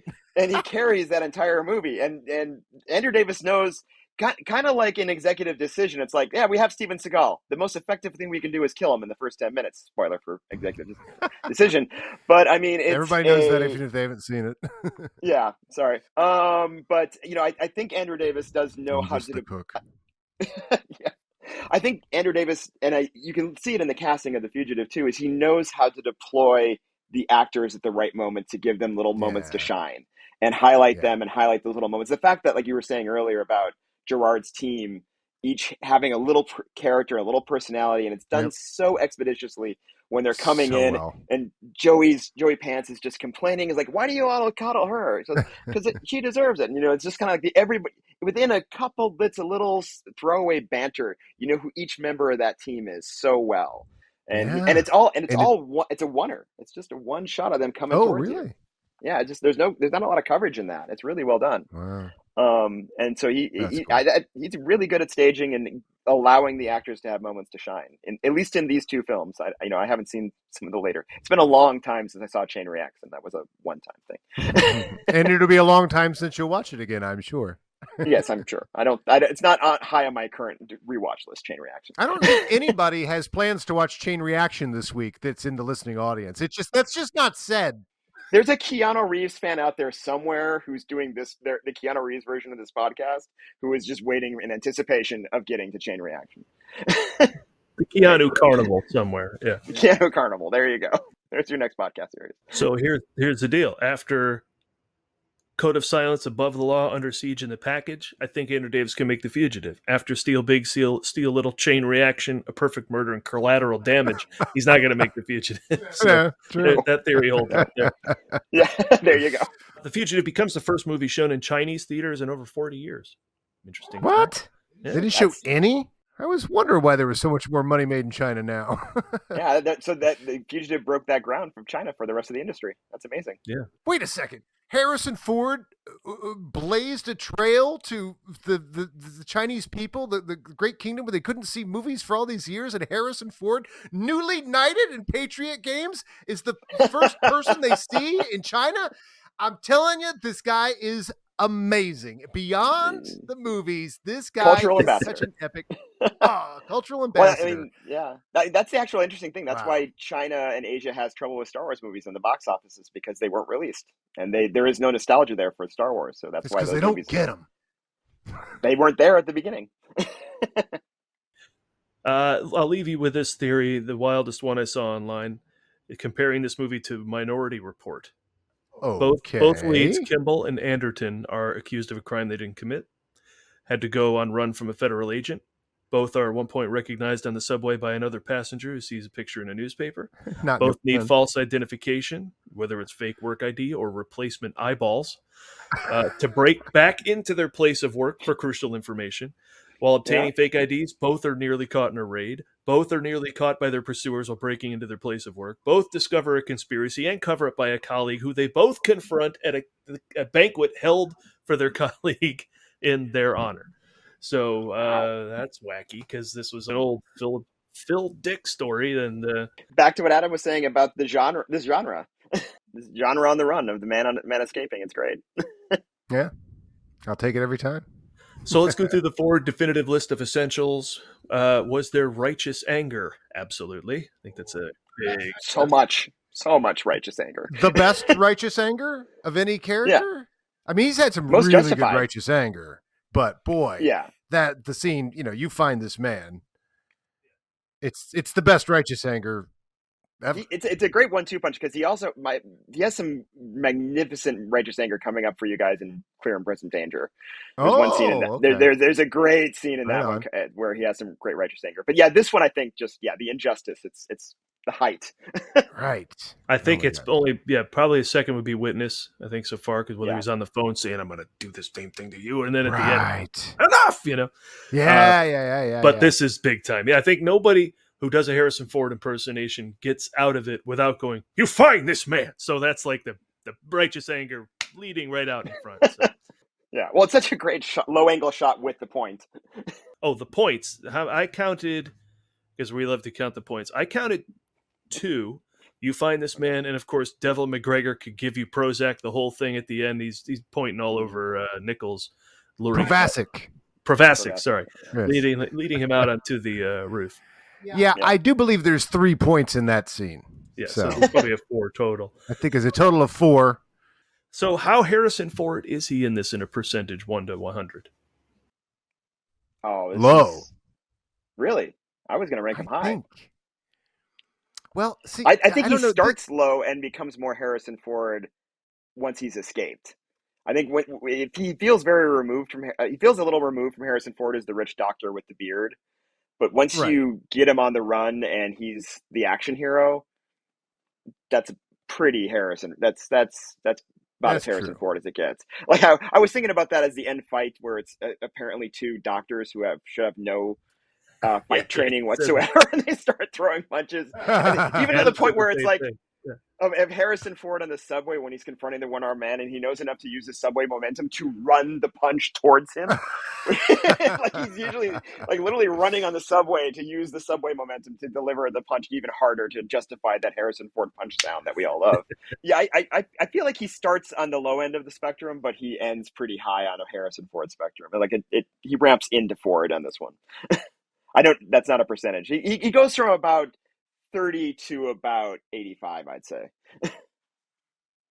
Yeah, it's a tough one because there's the righteous anger moment up top, and that feels very Harrison Ford. Like he jumps to like a 90 right in that scene, but then there's so much, and of course he's a very good reactor. We've seen in a lot of movies where he's doing full reacting. I guess that's now considered more of a Harrison Ford thing. So this is very Harrison Ford in that, but there's just so much furrowed brow and being chased and flustered that I don't think he really gets to be Harrison Ford. I mean, I guess it's heroic the entire time, but it's just a very different type of heroic. That's why I think I consider it very low, even though it's a great Harrison Ford experience. I just think somehow he pulls off the miracle of not being very Harrison Ford most of the time, being something new, a new Harrison Ford performance. Indignant and incredulous. That's this one's pretty fascinating in that way because I can't compare this to any other role. And I thought I would. I thought it'd be like, oh yeah, this is a return to form, just like Patriot Games. But no, he's real different in this movie, actually. Yeah. Well, I mean, I think you see a little bit of there's a little bit of that crossover with Patriot Games of him getting revenge. Like Patriot Games, once he gets to the point of his daughter being injured and she loses her spleen, you get some of that revengey Harrison Ford that you see here. But yeah. Well, the way he gets his confidence up once he figures out who the one-armed man is, he makes the call to Gerard, and he fake hangs up the phone so they can trace it. You're like, oh man, he's really, he's here we go. Smart doctor. Yes, he is.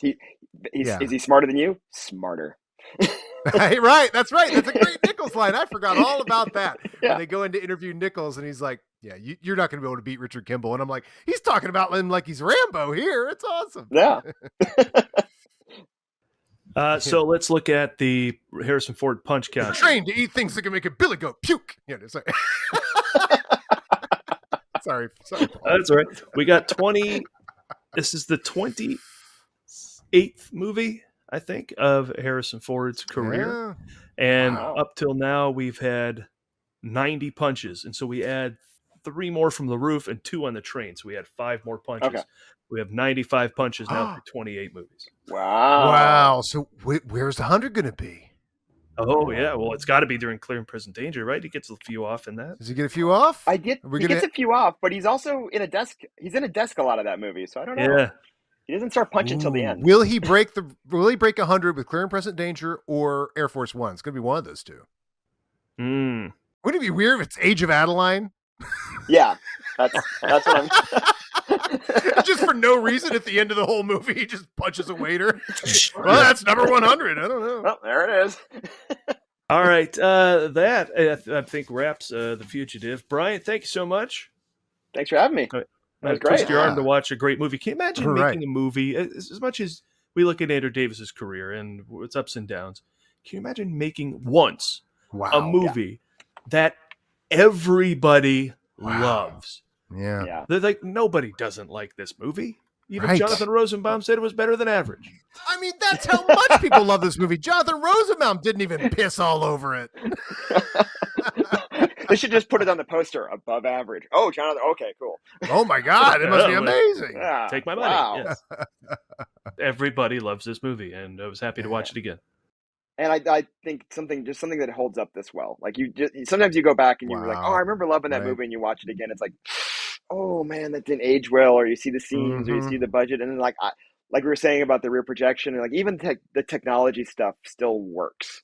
It's just all really solid and really is just a well crafted, well put together movie, and it shows all this time later. So, bravo.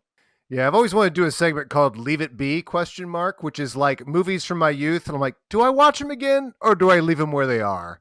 Do I watch Robin Hood, Prince of Thieves, or do I leave that as a date with my, former, high school girlfriend at the mall or whatever? You're like, Right. I think I'm going to leave it there. Yeah. It can't get any better than that. There's no way. There's no way. There's no ways to go. The Black Hole, and we went to see it at the New Beverly. Nope. You blew it. Yeah, Should have left it. Should have left it be. I love the Black Hole dearly from nostalgia. I think I have a poster of it on my wall right now. But yeah, it doesn't hold up. But I love what it wants to be so badly. I know. That's true. That's true. That's a good, well put, actually. Star That's a Trek: good way The to Motion say it, Picture. We watched in that same double bill, and I liked it more than I'd ever seen it. This time, and it wasn't even the That's special true. Which edition version better every that's going time. around now. Which cut were you watching? Yeah, it was the not the director's newest. cut? It was. I think it was the original. Oh. God, it was an old film print. Theatrical print. It's an original 35 millimeter. Okay. It's a New Beverly, Yeah, so it's one that was sometime- from back in the day. You guys are welcome to come over. I'm friends with David Fine, who produced the director's edition, and I got to go to the premiere of that on the Paramount lot, and when they premiered the new edition, and awesome. it is now one of the best Star Trek movies in that configuration. Okay, Like, well, what they've done with let's that, watch what it. they've done with the sound, it's like, oh shit, this is now it's a movie. It really sings. It's really great. Yeah, All those that's awesome. weird little pacing hiccups are gone and actually flows. Good, yeah. Well, thanks again, Brian. Where can we follow you? What plugs do you have for people to get more of this? Can we follow you, or is that creepy? Great movie talk. Well, you can follow me online, which is less creepy than follow me in person. You can find me at Film Crewe, pretty much anywhere and everywhere on social media. That's my website, film, and then CREWE, like my last name. And you can watch see all what you did there. Yeah, it's very funny. And I want to thank my dad for stealing his stepfather's last name back in the 50s. It really did me a great service. He didn't know it was going to happen. And I'd prefer my son to have a name that could be a pun. Yeah, well, he could have named you your own crab. Hey, could have named you your own It could have been much what worse. Even name is that? What country is that from? Netherlands. Dutch. Is Yeah, it? it's Dutch. He's He sounds Dutch. very much like Christoph Waltz, who's Austrian German. So it's all of it. Yeah. All right, cool. Our work Yeah. here is done. That was great. All right. Thank you guys for.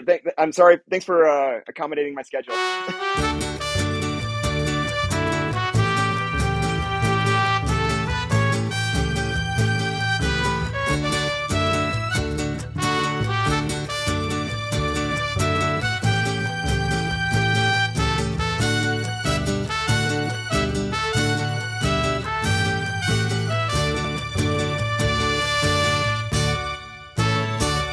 Everybody's telling me to go fuck myself.